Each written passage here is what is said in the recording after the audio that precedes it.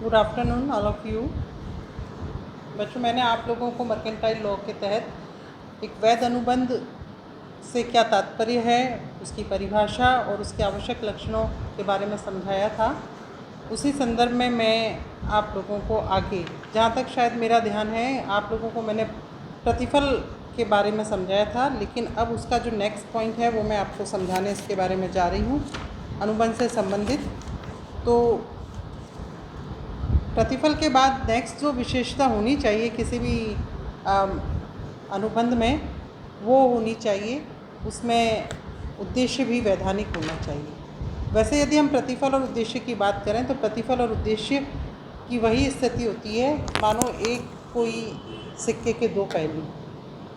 जो किसी भी पक्षकार के लिए किसी अनुबंध का उद्देश्य है, दूसरे पक्षकार के लिए वो उसका प्रतिफल है, और किसी के लिए जो प्रतिफल है दूसरे पक्षकार के लिए वो उद्देश्य है। इसलिए प्रतिफल वैधानिक हो वो तभी होगा जबकि अनुबंध का उद्देश्य भी वैधानिक होना चाहिए हो। तो प्रतिफल जो अनुबंध का उद्देश्य भी वैधानिक हो, तो अनुबंध का उद्देश्य वैधानिक किस प्रकार से होगा उसके बारे में कई हमारे जो भारतीय अनुबंध अधिनियम है, भारतीय अनुबंध अधिनियम की धारा 23 के अंतर्गत बताया गया है, उनमें उन स्थितियों का स्पष्ट वर्णन देना चाहिए, दिया गया है जिसमें कि कोई भी उद्देश्य वैधानिक होता है। तो इसमें जो पहली बात जो इसमें धारा वर्णन 23 के अंतर्गत जो पहली विषय बताया गया है कि कब कोई उद्देश्य वैधानिक होगा या किस स्थिति में वो अवैधानिक होगा, इन स्थितियों को स्पष्ट किया हुआ है। पहली बात जो इसके अंतर्गत बताई गई है वो ये बताई गई है कि यदि उस ठहराव का उद्देश्य जो है वो राजनियम द्वारा वर्जित है, तो ऐसी स्थिति में उसका उद्देश्य अवैधानिक होगा। यानी कि यदि पक्षकार किसी ऐसे कार्य को करने का अनुबंध करते हैं जिस कार्य को करने के संबंध में हमारे राजनियम ने स्पष्ट रूप से प्रतिबंध लगा रखा है, और ऐसे किसी कार्य को करने के लिए जब दो पक्षकार अनुबंध करते हैं तो उस स्थिति में वो उद्देश्य अवैधानिक माना जाएगा। जैसे कि अब इसका उदाहरण मैं आप लोगों को देना चाहूँ कि किस प्रकार से यदि एक व्यक्ति किसी व्यक्ति को हायर करता है, किसी व्यक्ति से अनुबंध करता है कि मैं तुम्हें 1000 रुपये दूंगा, तुम एक्स नाम के व्यक्ति की पिटाई करके आ जाओ, तो ऐसी स्थिति में चूँकि ये जो मारपीट है या इस प्रकार का जो कार्य है वो कानून द्वारा स्पष्ट रूप से वर्जित है, और यदि कोई व्यक्ति इस प्रकार के कार्य के लिए किसी व्यक्ति से अनुबंध करता है, उसको हायर करता है, तो वो अनुबंध निश्चित रूप से अवैध माना जाएगा। और चूँकि वो अवैध है, क्योंकि उसका उद्देश्य अवैध है, उद्देश्य अवैध है इसलिए वो ठहराव अवैध है, और ठहराव अवैध है तो उस स्थिति में पक्षकार जो है वो एक दूसरे को अनुबंध करने के लिए, निष्पादन करने के लिए बाध्य नहीं कर सकेंगे। इसको मैं उदाहरण आगे इसको समझाते मैं आपको बताती हूँ। जैसे एक्स ने वाई को कहा कि वो जेड नाम का व्यक्ति है जो मेरा दुश्मन है, और तुम आज मैं तुम्हें 1000 रुपये दूंगा, तुम जाके उसकी पिटाई करके आ जाओ। वो व्यक्ति जाता है जिसे कि हायर किया गया है, और वो जाता है और अनुबंध करके उसकी पिटाई करके आ जाता है, और पिटाई करके आने के बाद वो उस व्यक्ति से 1000 रुपये की डिमांड करता है, तो वो व्यक्ति उसे 1000 रुपये नहीं देता। उस स्थिति में वो व्यक्ति जिसे हायर किया गया था पिटाई करने के लिए, वो व्यक्ति कोर्ट में क्या किसी प्रकार का अपना वाद प्रस्तुत कर सकता है? निश्चित रूप से नहीं। यदि वो इस प्रकार का वाद प्रस्तुत करेगा कि मैंने इसके कहने पर जेड नाम के व्यक्ति की पिटाई की, 1000 रुपये बदले की कीमत तय की गई थी और अभी व्यक्ति मुझे नहीं दिला रहा, तो कानून के द्वारा चूँकि ये वर्जित तो है ही, अवैध भी है, और अवैध है तो उस स्थिति में उस व्यक्ति के खिलाफ भी जो कि इस प्रकार का वाद प्रस्तुत करता है दंडनीय कार्यवाही की जा सकती है। इसलिए कोई भी अनुबंध जिसका उद्देश्य ऐसा है जो राजनियम द्वारा वर्जित है और पक्षकार उसे करने का अनुबंध करते हैं, तो वो उद्देश्य अवैध है और इस वजह से वो व्यर्थ माना जाएगा। ठीक है। दूसरी बात जो इसके अंतर्गत कही गई है वह ये है कि अगर उस कार्य को करने की अनुमति दे दी जाए तो वो हमारे राजनियम के प्रावधानों को निष्फल कर देगा। यानी कि कोई कार्य पक्षकार इस प्रकार का करते हैं जिनको कि यदि हम हमारा लॉ जो है अलाउ कर दे, तो लॉ के ही जो प्रावधान जो किए गए हैं वो प्रावधान निष्फल हो जाते हैं। जिसमें भी मैंने पहले उदाहरण दिया वो उदाहरण भी इसमें दिया जा सकता है। इसी प्रकार से गैर कानूनी तरीके से खरीद फरोख्त करना, इस प्रकार की कई एक्टिविटीज़ होती हैं जिनको करने के लिए यदि पक्षकारों को अलाउ कर दिया जाए तो हमारा लॉ ही फेल हो जाएगा। तो इस प्रकार का भी उद्देश्य चूँकि उसका अवैध माना गया है और अवैध माना गया है, इस वजह से वो व्यर्थ माना जाएगा। ठीक है, तो पहली बात होगी कि यदि वो राजनियम द्वारा वर्जित है। दूसरी बात यह कि यदि उसे करने की अनुमति प्रदान कर दी जाए तो वो हमारे राजनियम के प्रावधानों को वर्जित कर वो निष्फल कर देगी। तीसरी बात हम इसके अंतर्गत कह सकते हैं कि यदि वह कपटपूर्ण है, यानी कि उसका उद्देश्य दूसरे पक्षकार को धोखा देना है। और धोखा देना क्या होता है, ये मैंने आपको पहले ही बताया, जानबूझकर धोखा देने के उद्देश्य से किसी व्यक्ति से ऐसे कार्य को करने का ठहराव करना जिसको पूरा करने की पक्षकार की कोई मंशा सिंस बिगनिंग ही ना हो, तो ये कपटपूर्ण ठहराव कहलाता है। किसी प्रकार का अन्य किसी प्रकार का उसको मिसरिप्रेजेंटेशन ऑफ फैक्ट, जानते बूझते कि जो हम बता रहे हैं वो गलत है और इस आधार पर गलत तथ्यों की प्रस्तुति द्वारा उससे कोई ठहराव करना, तो वो भी कपटपूर्ण है। तो यहाँ पर ये उद्देश्य चूँकि उसका अवैध है इसलिए वो ठहराव भी व्यर्थ माना जाएगा। तो तीसरी बात हो गई कपटपूर्ण है। ठीक है, चौथी बात इसके अंतर्गत ये थी कि यदि उसका उद्देश्य, जो पक्षकार ठहराव कर रहे हैं उनका उद्देश्य किसी व्यक्ति के शरीर अथवा संपत्ति को नुकसान पहुंचाना है, तो इस प्रकार का ठहराव भी वर्जित माना जाएगा। जैसा कि अभी मैंने आपको उदाहरण दिया था कि एक्स वाई को हायर करता है जेड की पिटाई करने के लिए, तो ये भी किसी व्यक्ति के शरीर की को हानि पहुंचाने वाला है। उसी प्रकार से किसी व्यक्ति को कुछ एक निश्चित राशि देकर किसी व्यक्ति के मकान में आग लगवाना, आगजनी करवाना, किसी प्रकार का विध्वंसात्मक कार्य करवाना, उसके खिलाफ किसी प्रकार के समाचार पत्र में उसके सम्मान को, उसकी गुडविल को जो है बिगाड़ने वाली किसी प्रकार की कोई न्यूज़ या किसी प्रकार का कोई समाचार देना, ये सब उसकी क्योंकि गुडविल है, उसकी गुडविल को बिगाड़ने की कोशिश की जा रही है, तो इस प्रकार के कार्य भी जो हैं वो इसके तहत एक गैर कानूनी उद्देश्य वाले माने जाएंगे और इस वजह से वो भी ठहराव, इस प्रकार के किए गए ठहराव भी व्यर्थ माने जाएंगे। ठीक, इसके अलावा यदि वो अनैतिक है और यदि वो लोक नीति के, पांचवा तो यह यदि वो अनैतिक है और छठा इसमें यदि वो लोक नीति के विरुद्ध है।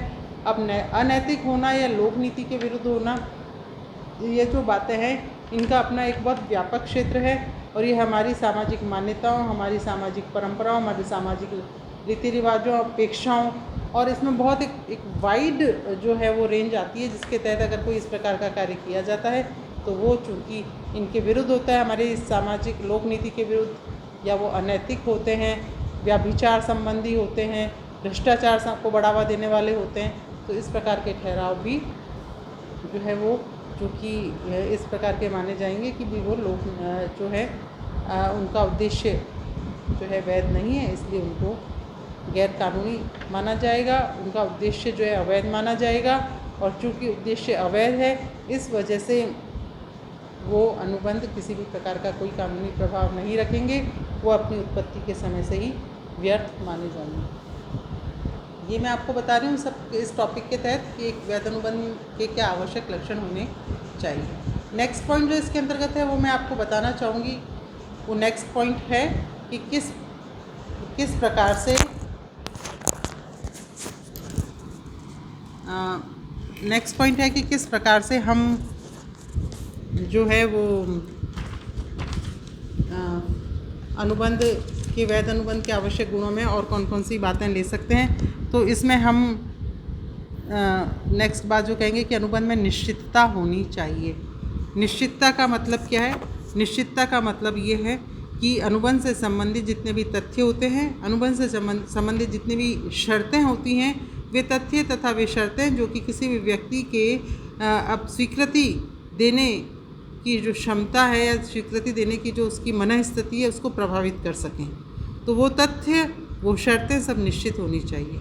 यदि उनमें अनिश्चितता है तो ऐसी स्थिति में वहाँ पर हम ये मान के चलेंगे कि अनिश्चितता है, इस वजह से उसमें सम्मति का अभाव है, सम्मति का अभाव है, इस वजह से वो ठहराव जो है वो ठहराव की श्रेणी में नहीं आएंगे। जैसे कि एक्स है, एक्स के पास में दो वो पुरानी कार हैं, दोनों ही मारुति है, दोनों ही मारुति 800 मॉडल है, एक रेड कलर में है, दूसरा वाइट कलर में है।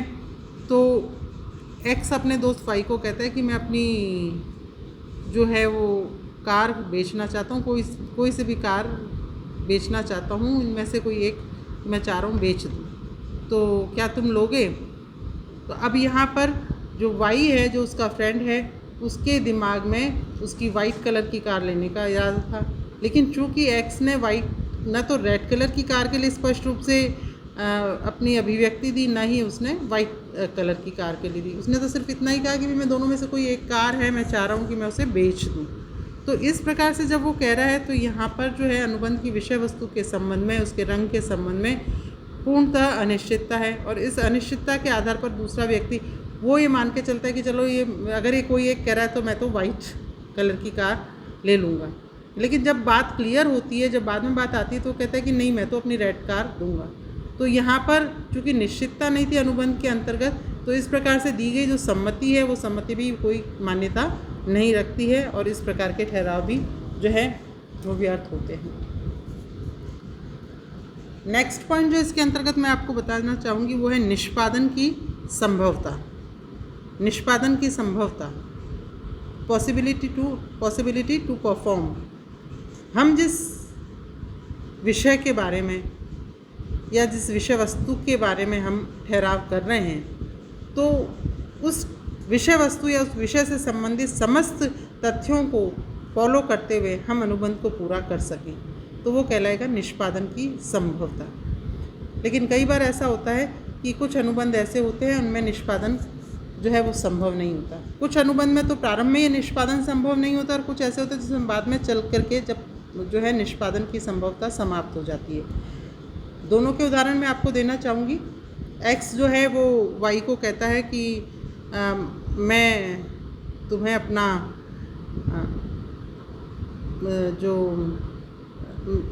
मैं तुम्हें 1 लाख रुपए दूंगा अगर तुम इस मृत व्यक्ति को जीवित कर दो।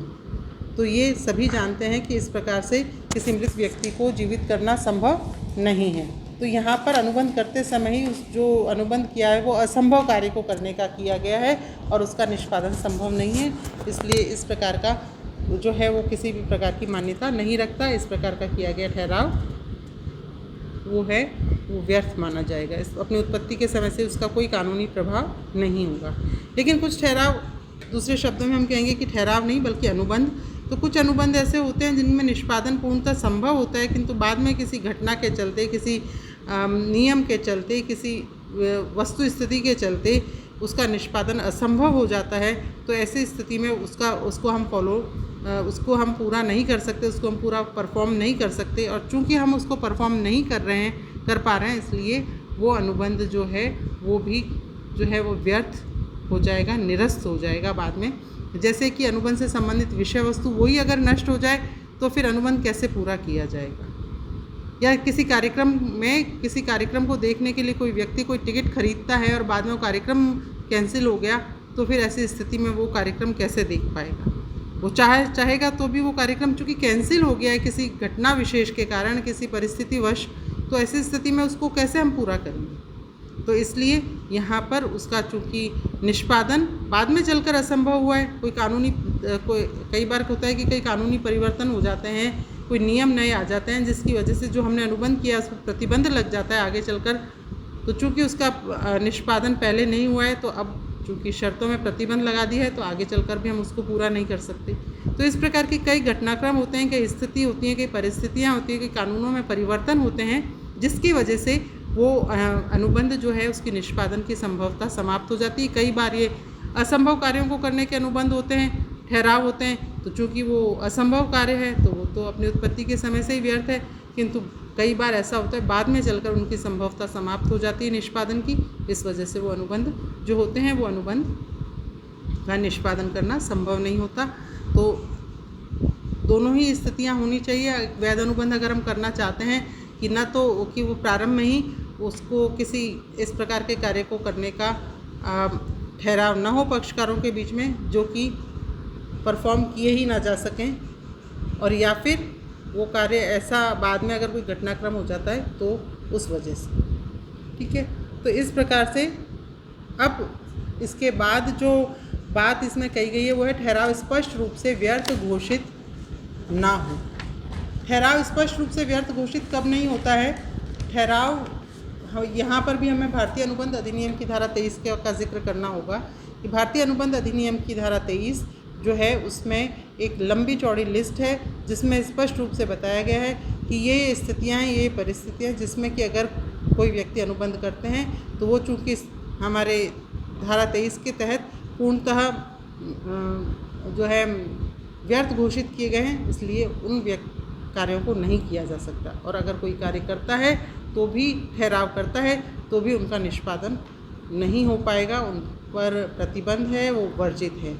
और उसमें हम बहुत सी बातें हैं, कई बिंदु तो मैं आपको बता ही चुकी हूँ कि एक वैध अनुबंध के आवश्यक लक्षण नहीं है तो वो स्पष्ट रूप से व्यर्थ घोषित है।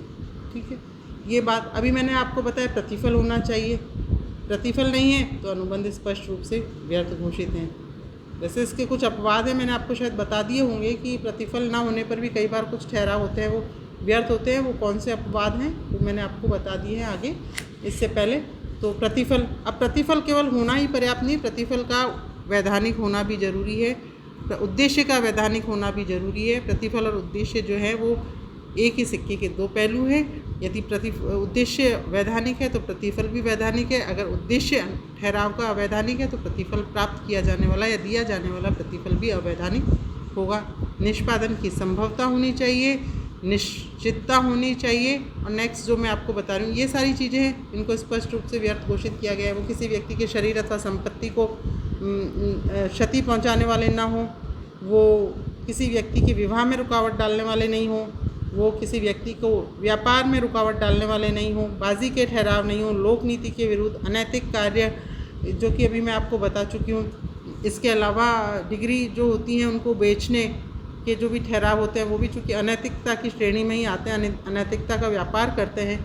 तो इस प्रकार की एक लंबी चौड़ी लिस्ट बता रखी है और वो उन लिस्ट में से यदि कोई कार्य किए जाते हैं तो वो चूँकि भारतीय अनुबंध अधिनियम की धारा 23 के अंतर्गत व्यर्थ घोषित किए गए हैं, अतः वे व्यर्थ माने जाएंगे और किसी भी रूप में एक वैध अनुबंध का जो है वो निर्माण नहीं कर पाएंगे। ठीक है, तो ये आज की तो आपकी क्लास पूरी हुई। अब नेक्स्ट क्लास में मैं आप लोगों को बताऊंगी नेक्स्ट स्टेप, जो इसके टॉपिक्स हैं अभी ख़त्म नहीं हुए हैं, बहुत इसमें हैं, तो मैं आपको आगे बताऊंगी। Thank you.